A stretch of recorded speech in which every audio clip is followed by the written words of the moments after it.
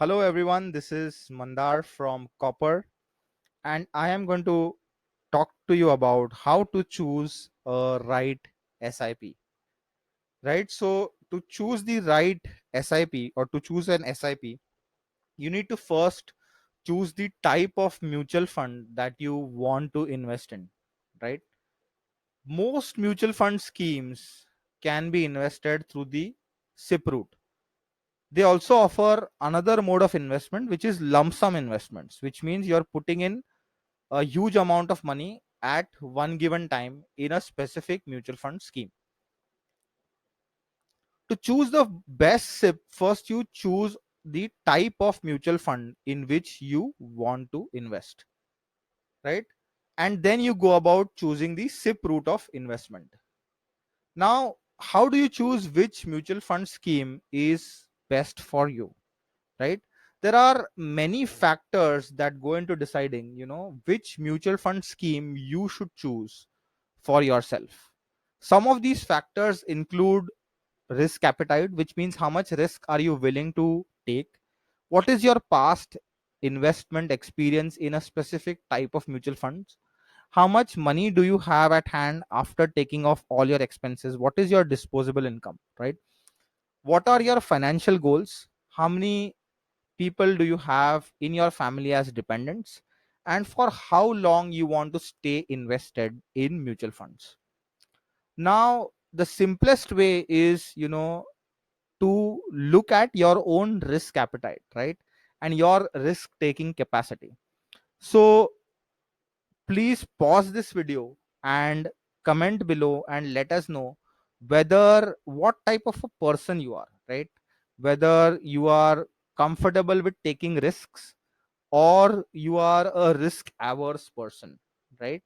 If you are a risk averse person, then maybe you should not be investing in equity mutual funds, but you are have a high level of risk tolerance, then you can invest in equity mutual funds.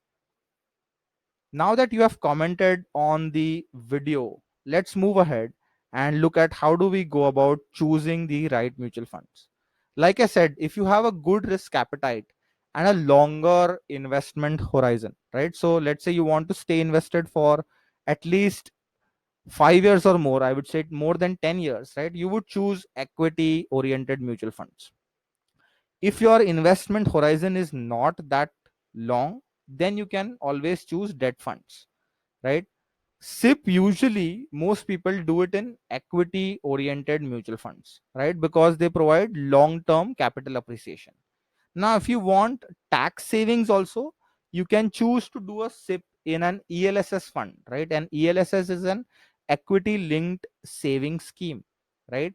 Each mutual fund house, right? Whether it's Kotak, HDFC, ICICI, whichever mutual fund house is are there in India, each of them has at least one ELSS mutual fund scheme, right?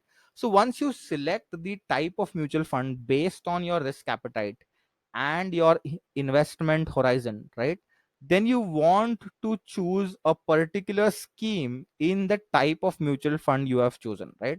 So let's say you decide that I have a high risk appetite and I want to uh, invest in an equity mutual fund, right? I want to do a SIP in an equity mutual fund.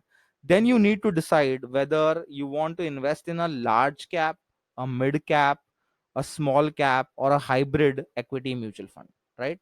So based on the amount that you can invest on a monthly basis and a date when you're comfortable putting in that investment, you decide how much money you want to put in, what date of the month you want to put in, right, and how long you want to continue your SIP. You start with your systematic investment plan, right? Just to summarize, you can start your SIP anytime or you can stop your SIP anytime, right?